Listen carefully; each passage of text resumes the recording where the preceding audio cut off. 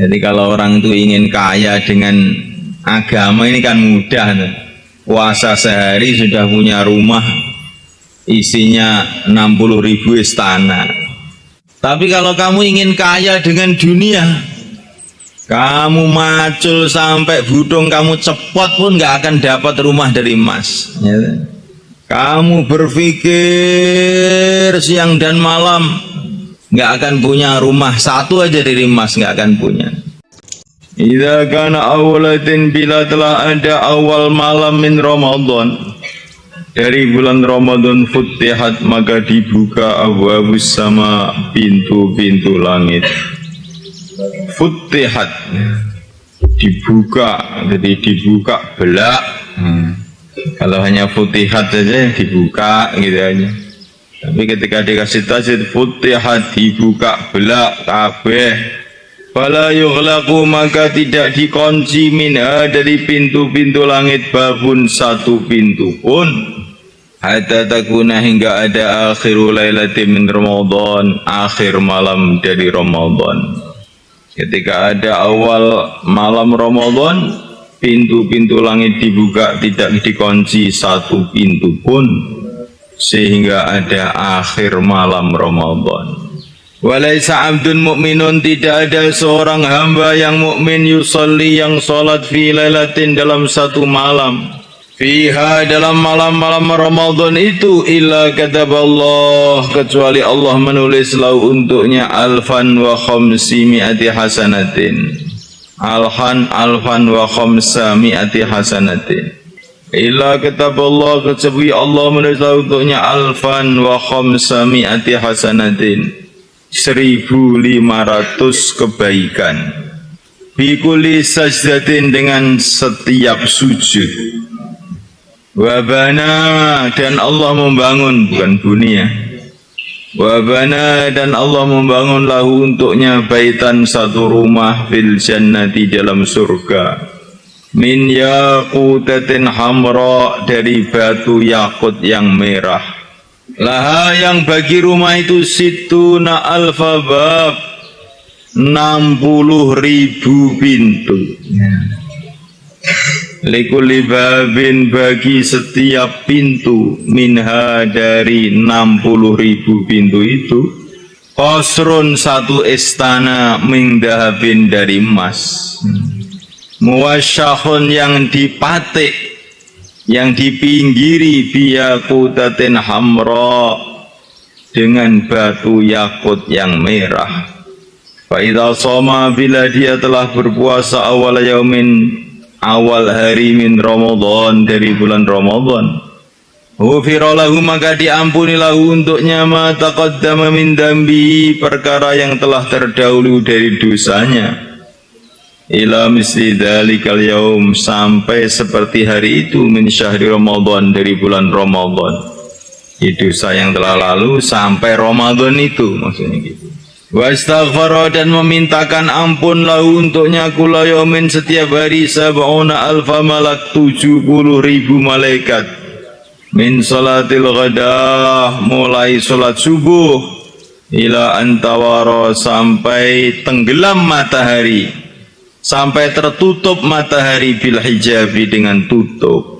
Wakana dan ala lahu baginya bikuli sajdatin dengan setiap sujudan sajadah yang dia sujud dengannya, fi syahri Ramadan dalam Ramadan, ilailin pada waktu malam, aw naharin atau waktu siang, syajaratun pohon, yasiru yang berjalan, arrokibu orang yang naik kendaraan, fi dhiliha dalam naungan pohon itu, khamsami'ati amin 500 tahun. Walal baiki wa qad ra'ayna fil hadis masyhurah ma yadullu li hadza aw li ba'dhi ma'na. Aku telah melihatkan dari hadis dalam hadis yang masyhur perkara yang menunjukkan pada hadis ini atau sebagian maknanya. Bila telah ada awal malam Ramadan maka pintu-pintu langit dibuka, maka tidak dikunci darinya satu pintu pun, sehingga akhir malam Ramadan.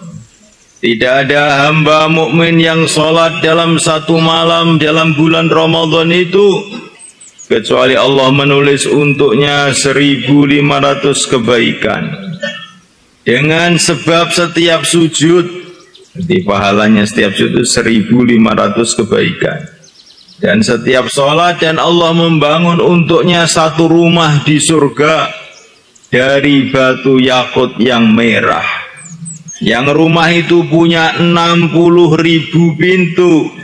Setiap pintu itu ada istananya dari emas yang dipatik dengan intan merah. Bila dia puasa pada awal hari dari Ramadan, maka diampuni perkara yang telah terdahulu dari dosanya sampai seperti hari itu dari bulan Ramadan sampai hari itu. Dan memintakan ampun untuknya tiap hari 70.000 malaikat dari sholat subuh mulai puasa sampai matahari tertutup. Dan adalah baginya dengan setiap sujud yang dia sujud dengannya dalam bulan Ramadan, dalam malam atau siang, akan dikasih pahala pohon yang berjalan. Kalau orang yang berkendaraan berjalan dalam naungan pohon itu 500 tahun baru selesai. Dan ini jangan aneh kamu pahala yang seperti ini. Karena Allah itu menciptakan alam semesta yang sekian besarnya itu. Bumi, langit dengan bintang-bintangnya yang jumlahnya triliun-triliun, bukan 60.000. Triliun-triliun bintang, triliun-triliun planet. Itu diciptakan oleh Allah dengan satu kalimat saja, kun, jadilah maka jadi. Allah menciptakan pohon-pohon yang jumlahnya bermiliar-miliar, daunnya yang jumlahnya bertriliun-triliun. Gak ada yang bisa ngitung. Dengan satu kalimat, kun, jadilah maka jadi. Dalam diri kamu itu sendiri ada sel-sel darah yang jumlahnya bermiliar-miliar. Diciptakan oleh Allah dengan kun, jadilah maka jadi. Dalam mata kamu sendiri itu loh ada berjuta-juta jaringan. Itu diciptakan oleh Allah dengan kun, jadilah maka jadi. Dalam setiap rambut kamu itu ada berjuta-juta atom. Diciptakan oleh kun, jadilah maka jadi. Jadi kalau Allah memberi pahala itu ya sudah, nggak bisa dibayangkan banyaknya ini. Ini yang diceritakan di sini, ini hanya yang bisa diceritakan saja. Ada yang belum diceritakan, wa ana ajibihi dalam hadis-hadis yang lain itu. Puasa itu saya sendiri yang akan balas. Maksudnya sudah nggak ada yang tahu balasannya itu. Ini cuma sebagian aja diceritakan supaya kita ada gambaran pahala puasa itu. Jadi kalau orang itu ingin kaya dengan agama ini kan mudah. Puasa sehari sudah punya rumah isinya 60.000 istana. Tapi kalau kamu ingin kaya dengan dunia, kamu macul sampai budung kamu cepot pun gak akan dapat rumah dari emas. Kamu berpikir siang dan malam gak akan punya rumah satu aja dari emas, gak akan punya. Presiden Amerika punya rumah dari emas? Enggak. Dari semen juga. Mana presiden yang paling kaya? Raja Saudi, Raja Abdullah, orang paling kaya di dunia, rumahnya dari emas? Enggak, dari semen juga. Jadi mencari kemuliaan, mencari kebahagiaan dengan agama ini sangat mudah, tapi sedikit orang yang paham. Tapi kalau mencari dunia ini sulit, tapi banyak orang yang semangat. Maka nanti di akhirat tuh orang tuh menyesal. Ngerti dunia itu hasilnya begini, habis kosong, nggak ada apa-apanya. Ngerti amal tuh hasilnya kayak begini. Wah, dulu saya akan amal sudah, nggak ingin apa-apa selain amal. Tapi ini hidayah. Istilahnya orang Jawa itu kalau namanya orang tidak pangkatnya jadi raja, dikasih mahkota, lehernya ya malah keselio sakit. Marah-marah, ini kok berat sekali kopiah ini. Sehingga dicepot itu mahkotanya dibuang. nggak kuat, nggak pangkatnya. Jadi dikasih kemuliaan tuh malah nggak seneng. Memang orang hina itu memang cita-citanya yang hina-hina. Orang hina. Jadi tidak setiap orang tuh punya cita-cita yang mulia, itu tidak punya. Ada orang punya cita-cita yang mulia, ada orang yang punya cita-cita hina. Lah orang iman inilah yang sebetulnya iman yang punya cita-cita mulia. Lah orang disuruh milih antara dunia yang 60 tahun, akhirat selama-lamanya. Lah kok milih dunia? Ini gimana? Ini kan orang nggak waras tuh sebetulnya. Kamu pikirkan. Suruh milih rumah dari gubuk, kayu, semen, beton eser, disuruh milih dengan rumah dari emas, intan yang selama-lamanya, milih yang gubuk. Nah coba bayangkan. Loh yang nyuruh milih itu Allah SWT sendiri, malah milih yang jelek. Disuruh milih antara jadi raja di dunia dengan raja di surga, milih di dunia. Disuruh milih dekat dengan manusia apa dekat dengan yang menciptakan manusia, pilih dekat dengan manusia.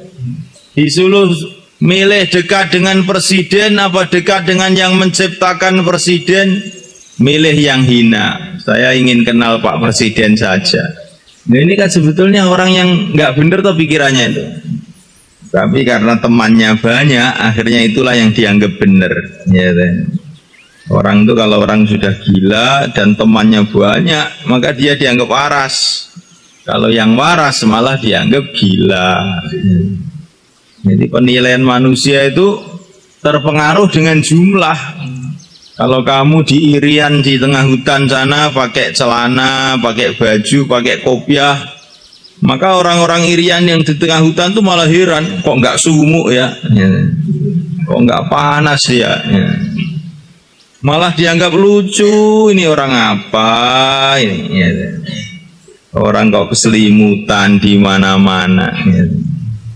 Karena nggak punya teman. Sebaliknya kalau orang Irian tuh ke Temboro sini dibikin tontonan satu kampung. Ini orang bagaimana? Nah begitu juga orang-orang yang tidak beriman itu nanti di akhirat dia juga ingah-ingih. Walaupun dia ini raja, titelnya itu profesor, doktor, PhD. Sampai di sana ingah-ingih ternyata saya ini orang tolol dulu. Ternyata saya ini orang bodoh dulu. Masih pinter orang-orang buta huruf yang mau sholat. Tapi kalau kefahaman itu sudah di akhirat nggak ada nilainya. Ini kamu renungi, walaupun ini kayak guyonan, tapi ini nyatanya itu seperti itu manusia itu. Kamu renungi betul-betul.